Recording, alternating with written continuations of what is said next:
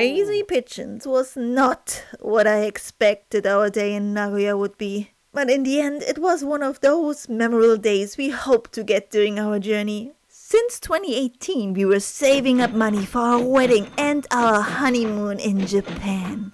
We planned everything for April 2020, but then Corona took over the world. And it changed everything. We still got married, but no party or honeymoon. And Japan was closing its borders for a long time. So we postponed our journey again and again and again. And I admit I was ugly crying at least 2 times. Because I always dreamed of going on a honeymoon traveling adventure.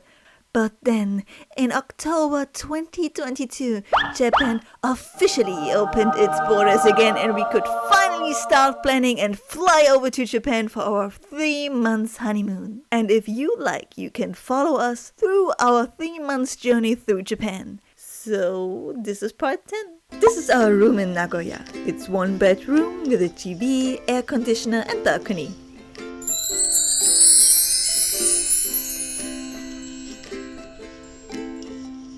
Also a small table and a pretty big closet where we put in our luggage. It's very spacious. The hallway was also the kitchen, like in the Airbnb we had before. Fridge, microwave and cooking utensils were all provided. At the entrance was also closets for jackets and stuff, including a vacuum cleaner. There was another small hallway going to 2 doors. One was for the toilet. Here you can definitely poop in peace. The other door was for the bathroom. The first room had the laundry machine and the sink. And again, just like at the hotel, they provided everything. The bathroom was the typical Japanese bathroom unit. Yeah, so that was it. That's where we stayed in Nagoya. We started our day with the new face mask we bought yesterday. In Japan they use different masks for wearing and I wanted to fit in. And they also should fit my clothes. They had a very interesting texture. They were also washable, so no more mask waste. This is our first day in Nagoya and also the last one. We wanted to go to Nagoya because we wanted to go to the Ghibli park. But it was not possible to buy any tickets from abroad. They will lay out international sales from May, but we still thought like, okay, we can try it once we are in Japan. On the first day, we went to a tourist information center where you also can book tickets and other services, but everything was booked out. There's no way now to get to Ghibli Park. And my friend who is living in Nagoya also said she was only able to get a ticket for one part of the park. So it seems like that you have to buy tickets for all the different parts here. But still we wanted to go to Nagoya and have a really nice day here.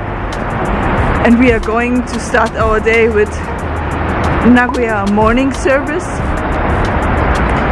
It seems like it's like a special breakfast that they offer here in Nagoya. For Western people it's not that special actually. They have coffee, egg and toast. But considering that we are here in Japan and breakfast is very different, like normal traditional Japanese breakfast, it's something special and we want to try it out. And I'm sorry if it's like too loud. I'm walking past a huge ass street. So this is the huge ass street I was talking about. Nagoya felt really different. I feel like it flies under the radar of most tourists or people who want to go to Japan. I was very surprised that in the convenience stores around Nagoya Station, a lot of foreigners were working there. I didn't notice that in Tokyo. So then we arrived at Komeda Coffee. On the outside it looks like, I imagine, a diner in the 60s and 70s in the Midwest of the US must have looked like. Americans, please confirm or take those delusions from me.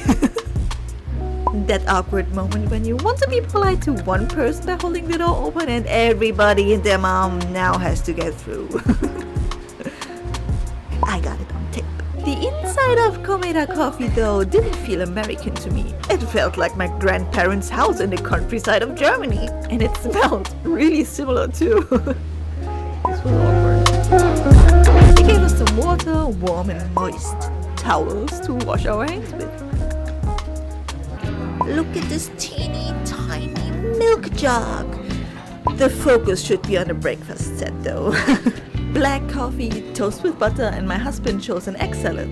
On the side is a spread. I don't know. I chose red bean paste. Everything else was the same. Toast was really soft and fluffy.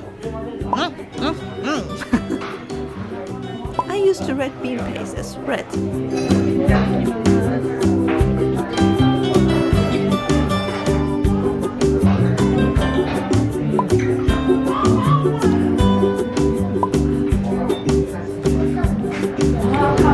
Tastes really good.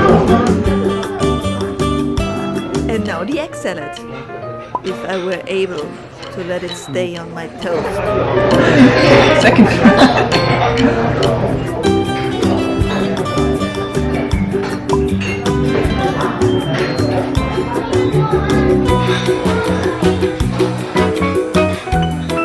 After our delicious Nagoya breakfast, we walked to our first destination of the day, Osu Shopping District. We had breakfast at Komeda's Coffee. It was super delicious. It was really cheap. The butter was slightly salted, so it brought out the flavor of like the egg salad we had as a spread and the anko as well. So it was a really nice mix between saltiness and sweetness. And this place was really lively. You could really feel that a lot of Japanese people come to Komeda Coffee in Nagoya to start their day. There was a group of grannies sitting there with their friends, chit-chatting, families coming there. We saw also other people from delivery services who picked up orders for the clients. So if you come to Nagoya, start your day at Komeda's coffee shop. At a very big crossroad, we found an entrance gate.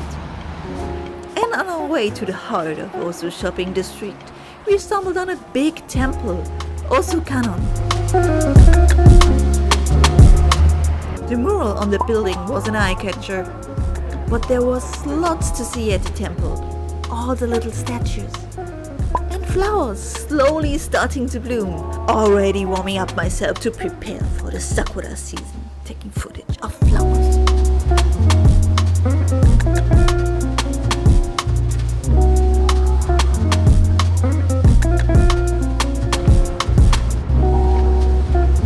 And then we took a look inside Osu Kannon. Smoke, candles, and also ema, the wooden plates. And a big lantern was hanging over the entrance area.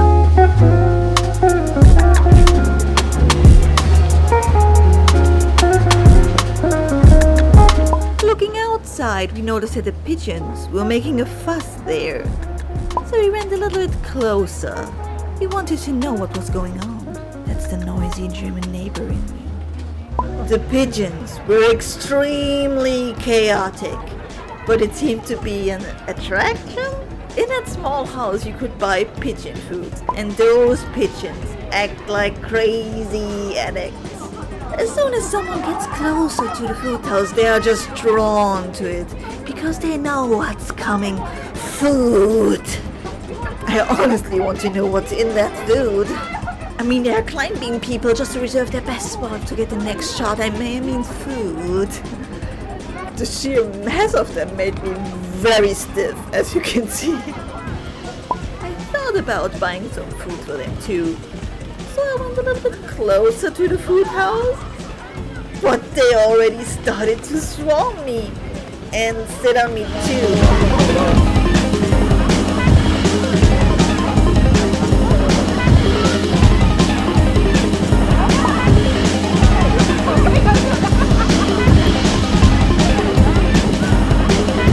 But as soon as they noticed that nothing's going to happen anytime soon, they left. Wow, krass. my weird stiff walking.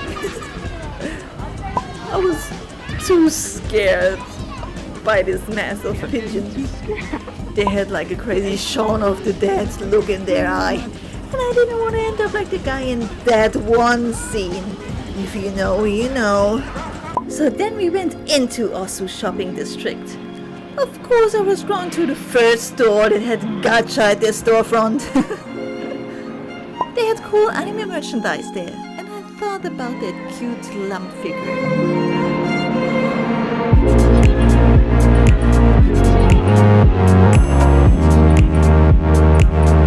Monchichi! I was convinced that Monchichi was an East German or maybe Soviet Union thing, because it's a childhood thing from my parents. But upon further research, I found out that this is a Japanese toy from the 70s? What? I need to process that for a minute. Also, shopping district is pretty huge and has a few main roads, but also a lot of side street. I wasn't expecting it to be so big. And of course a pet shop.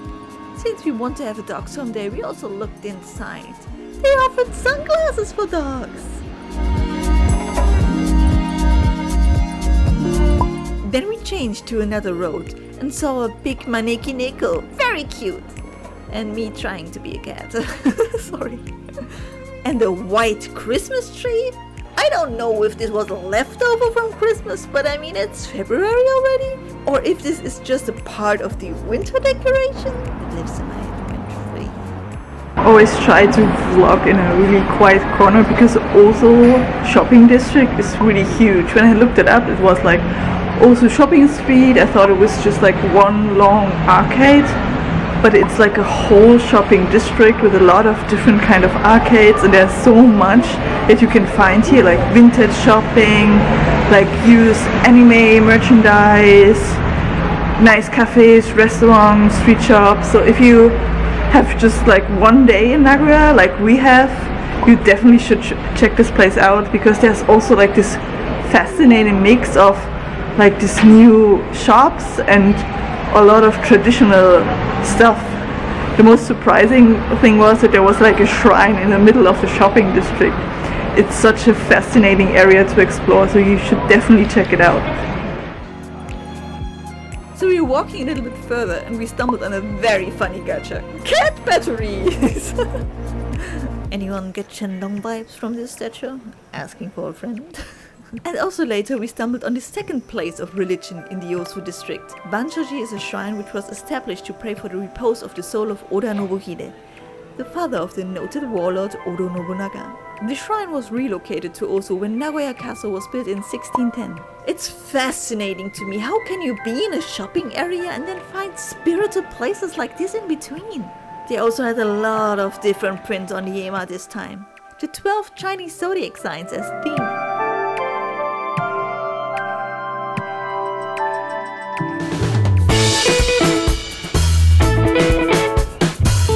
Continue being amazed here. A retro okonomiyaki store, a B-side label sticker store, and another anime merch store. Let's check it out!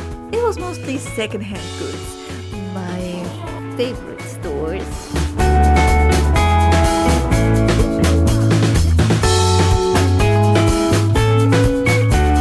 I also spotted one of my favorite characters in One Piece there. If you like mature woman, you know who.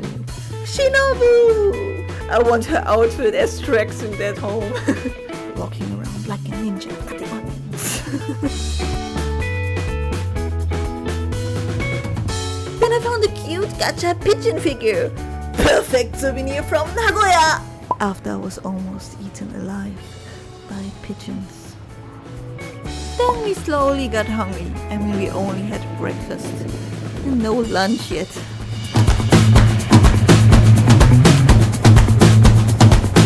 Now we decided to go to our next destination. It's the Atsu Jinja. Like, it's a really famous shrine. You could spend the whole day here in the Osu shopping district, and we had to stop ourselves because we know we are staying a little bit longer in Osaka, Fukuoka and Tokyo as well. and now we really want to enjoy and see as much as we can from Nagoya. What was also really cute, because we really needed a toilet, and we know public toilets in Japan are everywhere and super clean. It's not like in Berlin where it's like a possible nightmare to go to a public toilet, and you have to pay for it too. And if you have to pay for it, then there's at least a high chance it's a clean one. Because we were looking for a toilet, we saw other tourists, but Japanese tourists, they were carrying a map, and on the map there were signs for all the toilets in the Osu Shopping District put on the map. And we just asked them, like, can we have a look that we know where the next toilet is? And just like Japanese people are, they made sure that we really find the toilet. They went with us there, left us there, and be like, oh, okay, bye, have a nice day. And I just really like how Japanese people care about foreigners or tourists, and always try to make sure that they have the best experience and the best stay they could have in Japan. So before we hopped into the subway, we landed in another, maybe niche interest of the shopping district: K-pop stuff and retro goods. A store called Super Potato. That's how you get a German to come in. And the games made the gamer girl and me stay. I was glued to my Game Boy Color as a kid. You could find so many games from all kinds of consoles from back in my day. But nostalgia had its price. Oh my god, I would have died for a Game Boy like this as a kid. Then we went into the next store that was nearby. They had mainly figures. And I found Digimon figures! I was thinking about buying Gatomon and Hikaru. Like, the whole story around them moved me deeply. Also, other small figures caught my eye. But generally speaking, I'm not too much into figures. It takes a lot or a very good price for me to actually open up my wallet. But I was standing in front of this Asuka figure a little too long. But there's a certain Asuka figure. If I saw her, I would buy her instantly. It's super hard to resist, like, going into all the stores that the Osu Shopping District offers. There's a lot of like anime merchandise stores and kind of retro game stores where you also can buy old Super Nintendo or old Game Boy games. And there was also one store which had Digimon figures, Gatomon and Patamon. Sorry for my German pronunciation there, but it's like nostalgic childhood kind of thing. And this was the first time in a long time that I was like, when I saw it, I couldn't resist. I had to go there, and I was actually thinking about buying it. Maybe I'm going to regret this because I won't see it in Osaka or Tokyo or Fukuoka. But we had to focus on our mission. We have 2 other things to see, because we want to really see and explore Nagoya a little bit more and not hang around the stores. But to be honest, like, you can be there for hours, like I can't stop. There's just so much to see. Thank you for watching. And our day in Nagoya continues.